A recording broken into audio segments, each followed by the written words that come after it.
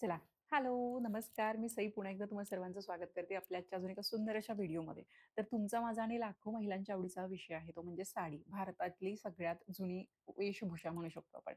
तर साडी आपण खरेदी करताना कुठली-कुठली काळजी घ्यायची या विषयावरती आपण बोलणार आहोत. खूप मुद्देसूद विषय आहे.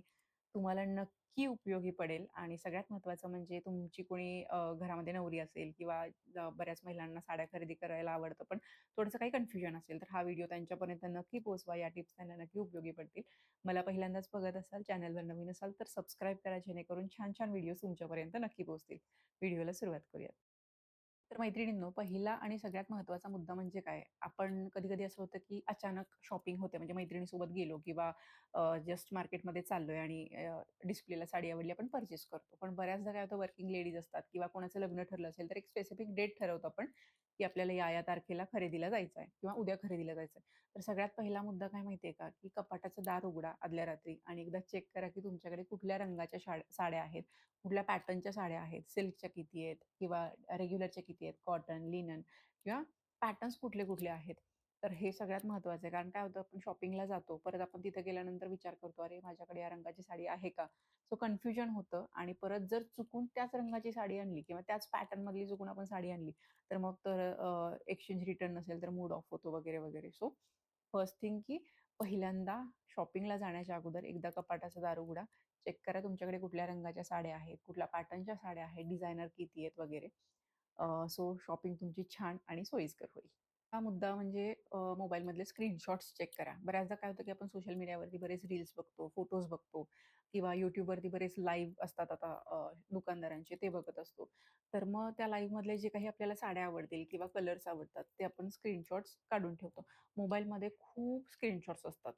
2-3 महिन्यापूर्वी आपण जर एखादी रील बघितली असेल, तर ते आपण जस्ट तसेच ठेवलेले असतात. ते आपल्याला लक्षात पण राहत नाही, की डिलीट करायचं आहे.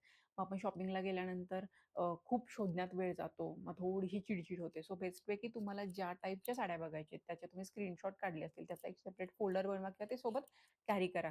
दुकानदारांना गेल्यानंतर दाखवल्यानंतर त्यांना पण समजेल, की तुम्हाला कुठल्या पॅटर्नच्या साड्या बघायला आवडतात. सो ते थोडंसं ईझी जाईल आणि पटकन तुमची शॉपिंग छान सुद्धा होईल. कारण की काय होतं, की स्पेसिफिक काही साड्या अशा असतात, ज्या आपल्याला नावानुसार माहीत नसतात. पण दुकानदारांना जर तुम्ही तो फोटो दाखवला, तर त्या टाइपच्या साड्या तुम्हाला पटकन दाखवल्या जातात.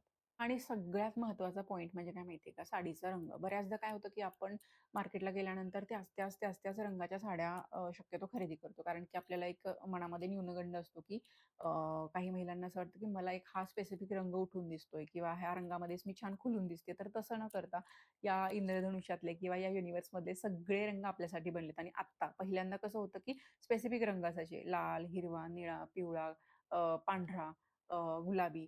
पण आता त्याच्यामध्ये बरेच शेड्स तयार झालेले आहेत. सो हे जे रंग आहेत याचा प्रत्येकाचा आनंद घेता आला पाहिजे. म्हणजे एक पहिला कसं होतं बनारसी साड्या यायच्या त्याच्यामध्ये फक्त छान असे डार्क शेड असायचे. नवरीच्या अंगावरती आपण बघायचो बऱ्याचदा.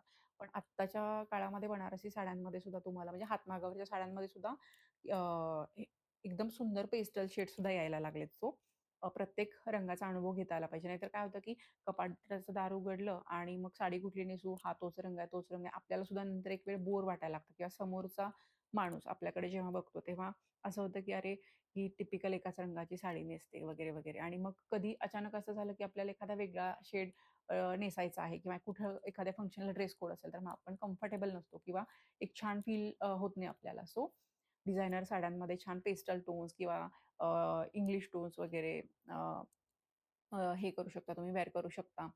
काठपदर साड्यांमध्ये छान असे डार्क शेड, त्याच्यामध्ये लाल, निळा, गुलाबी, राणी, मजेंटा वगैरे बरेच असे शेड्स आहेत. सो ते सुद्धा तुम्ही वेअर करू शकता. त्यामुळे कपाटामध्ये तुमच्या सगळ्या रंगाच्या साड्या असू द्यात, असं तुमचं कलेक्शन असावं. चौथा मुद्दा म्हणजे काय, तर साड्यांच्या व्हरायटी. बऱ्याचदा काय होतं, की काही महिलांना फक्त कॉटन वापरायची सवय असते. काहींना फक्त ब्रासो किंवा छोटेसे असे काठ असणारे डिझायनर साड्या वापरायची सवय असते किंवा काहींना फक्त सिल्कच्या साड्या वापरायची सवय असते. तसं न करता प्रत्येक व्हरायटीची साडी आपण पर्चेस करावी. म्हणजे काय होतं, की कुठल्याही साडीमध्ये आपण छान कॉन्फिडंट आणि कम्फर्टेबल फील करतो. नाहीतर मग काय होतं, काही ठिकाणी आपण समजा सतत कॉटनच्या साड्या वापरत असू आणि कुठं एखादा ड्रेस कोड असेल, जिथं आपल्याला डिझायनर साडी वेअर करायची मग तिथं आपण कम्फर्टेबल फील नाही करत. थोडंसं मग इकडून पोट दिसतंय किंवा डिझायनर ब्लाउजेस असतात त्याचे डीप नेक असतात थोडेसे किंवा स्लीवलेस ब्लाउज असतात. मग आपल्याला कम्फर्टेबल नाही वाटत. सो एव्हरी टाइपची साडी आहे. प्रत्येक टाईपच्या साडीमध्ये आपण कम्फर्टेबल फील करायचं आहे. मग आपल्या वॉर्डरोबमध्ये छान असं कॉटन, लिनन, ब्रासो, designer, pure silk, semi silk अशा वेगवेगळ्या व्हरायटीज पाहिजे जेणेकरून आपण कम्फर्टेबल आणि प्रेझेंटेबल सुद्धा दिसू शकतो. 5वा आणि महत्त्वाचा मुद्दा तो म्हणजे साडीमधला ब्लाउज. बऱ्याचदा काय होतं, की साडीमध्ये बघा पॅटर्न्स दिलेले असतात ब्लाउजचे. फ्रंट नेक, बॅक नेक किंवा स्लीव्हजवरती अशी छान डिझाइन दिलेली असते. माझ्यासारख्या हेल्दी लेडीज आहेत त्यांना काही प्रॉब्लेम येत नाही. परफेक्ट बसतात मेजरमेंटनी ब्लाउज. पण ज्या काही आपल्या मैत्रिणी स्लिम ट्रिम असतात, त्यांना काय होतं, की फ्रंटची जी नेक डिझाइन दिलेली असते ती फ्रंटलाच येईल असं नाहीये. थोडंसं इकडं-तिकडं सरकते. कारण की मेजरमेंटचा इश्यू असतो त्याच्यामुळे. मग बेस्ट वे की अशा वेळेस काय करायचं आहे, की तुम्ही जो ऑल ओव्हर बुट्टा असतो किंवा ऑल ओव्हर प्लेन साडी असते, तशा साड्यांना प्रिफर करा. ज्या साडीला पूर्ण जाल पॅटर्न दिलेला असतो, म्हणजे ऑल ओव्हर साडीला वर्क असेल, बुट्टी असेल, तर तुम्हाला त्याचा ब्लाउज पीस प्लेन देतात. आणि जर साडी प्लेन असेल, तर तुम्हाला ब्लाउज पीस असतो तो भरीव दिलेला असतो, म्हणजे पूर्ण लाइक बनारसी, ब्रोकेट टाईपमध्ये. सो तशा ब्लाउजनं तुम्ही किंवा तशा साड्यांना तुम्ही प्रिफर करा. कारण की ब्लाउज खूप महत्त्वाचा आहे. आपण म्हणतो, पण जर चुकून ब्लाउज बिघडलाच, तर मग तुम्हाला त्या सिल्कच्या साडीवरती सिल्कचा सेम मॅचिंग ब्लाउज मिळेलच असं नाहीये. कारण ब्लाउजचं फॅब्रिक वेगळं येतं, साडीचं फॅब्रिक वेगळं येतं. सो शॉपिंग करताना हा एक महत्त्वाचा मुद्दा आहे, की साडीवरचा ब्लाउज नक्की चेक करा. पुढचा अजून एक महत्त्वाचा मुद्दा ते म्हणजे बजेट. बऱ्याचदा काय होतं, की आपण मार्केटला गेलो, मैत्रिणीसोबत गेलो किंवा सहज चाललोय, आपल्याला एखादी साडी आवडली, 100-500ची साडी आहे, ठीक आहे घेऊया. असं होतं आणि आपण ती साडी खरेदी करतो. मग बऱ्याचदा असं होतं, की घेताना आपल्या लक्षात येत नाही, की ह्या साडीचा नक्की यूज कुठं करायचा आहे स्पेसिफिक. मग थोडंसं जर तुम्ही म्हणजे कसं होतं, की प्रत्येक महिलेला बजेट ही गोष्ट खूप इम्पोर्टंट असते. कारण की हल्ली मार्केटमध्ये प्युअर सिल्कच्या साड्या अगदी 3,500-4 प्युअर सिल्क म्हणजे हातमागावरच्या साड्या एकदम छान जसं की महेश्वरी सिल्क अगदी 3,500 पासून तुम्हाला मिळते. पण मग काही वेळेला काय होतं, की आपलं बजेट नसतं. मग जेव्हा ॲक्चुअल साडीची गरज असते, की आता पुढं बाबा लग्न आहे. तेव्हा काय होतं, की उगाचच ती साडी घेतली तशीच कपाटात पडून आहे ना, त्याचा ब्लाउज शिवलाय ना काय. सो बेस्ट वे तेव्हा जर पैसे आपण सेव्ह केले असते किंवा ती साडी घेतली नसती, तर आत्ता मी थोडीशी अजून चांगली साडी पर्चेस करू शकले असते. सो तुम्हाला जेव्हा ॲक्चुअली गरज असेल ना, तेव्हा तुम्ही पर्चेस करा, की बाबा हां, ठीक आहे किंवा ह्या साडीचा मला कुठं उपयोग करायचा आहे, हे थोडंसं तुमच्या डोक्यामध्ये क्लिअर असेल ना, तर शॉपिंग छान होते आणि बजेटमध्ये तुम्हाला योग्य त्या साड्या मिळू शकतात. तर मैत्रिणींनो, आत्ता सध्याच्या काळामध्ये सगळ्यात फास्ट ग्रो होणारी इंडस्ट्री कुठली असेल तर टेक्सटाईल इंडस्ट्री.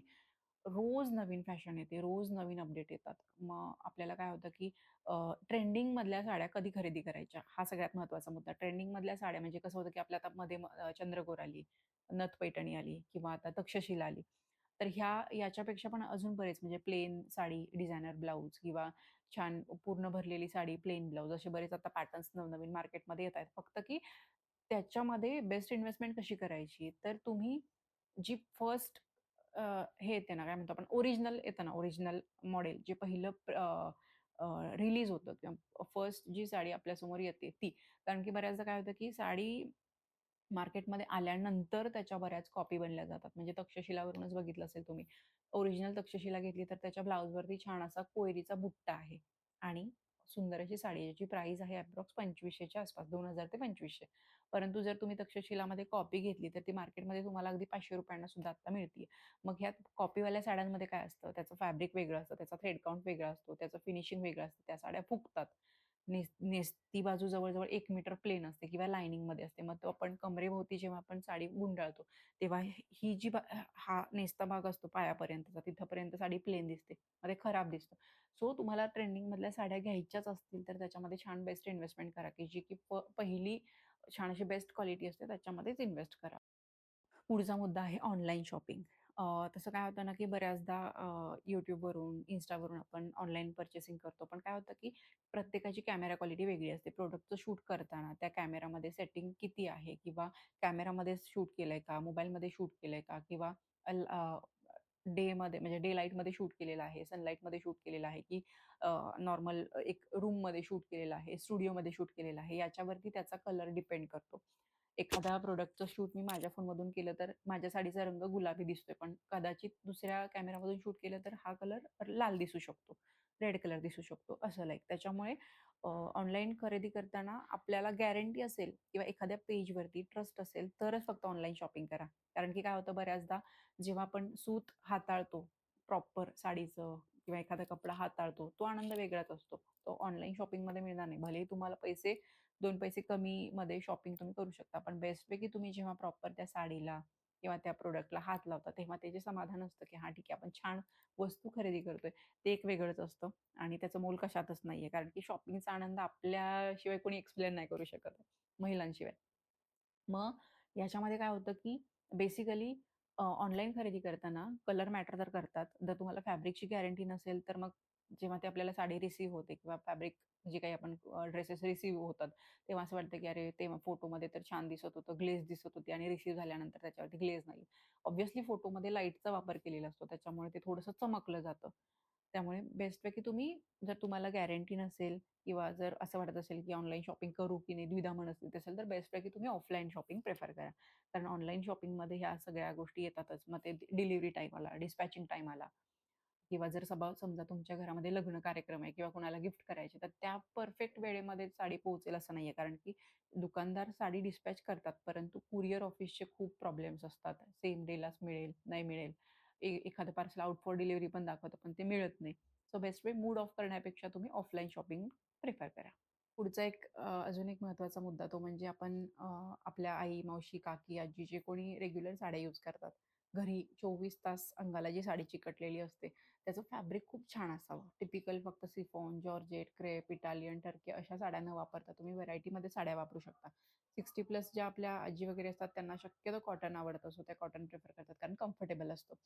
परंतु बऱ्याचदा काय होतं, की लेडीज बघा असं म्हणतात, की 2x2च्या कॉटनमध्ये एक ब्लाउज येतो, जे साडीमधला ब्लाउज न शिवता तो स्टिच करतात कॉटन ब्लाउजेस आणि मग बऱ्याचदा काय होतं, की ब्लाउज चांगला आहे, मग त्याच्यावरतीच मॅचिंग साडी घेऊया. असं न करता एक छान वेगवेगळ्या व्हरायटीच्या गार्डनवरेली असेल, लक्ष्मीपतीच्या साड्या येतात, जे की फक्त कॅटलॉग पीसेस असतात त्याच्यामध्ये.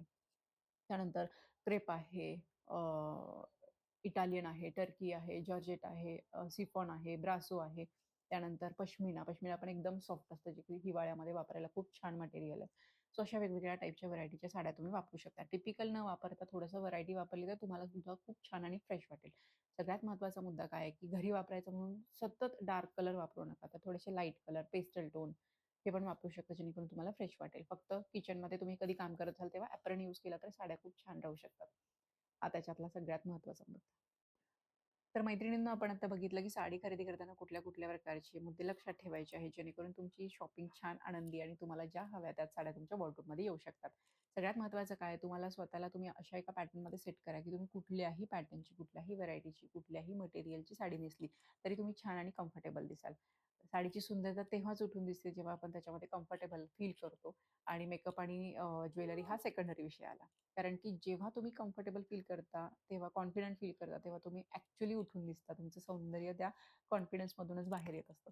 सो व्हिडिओ कसा वाटला मला कमेंट बॉक्समध्ये नक्की सांगा आणि असेच नवनवीन व्हिडिओज तुमच्यासोबत घेऊन येणार आहे.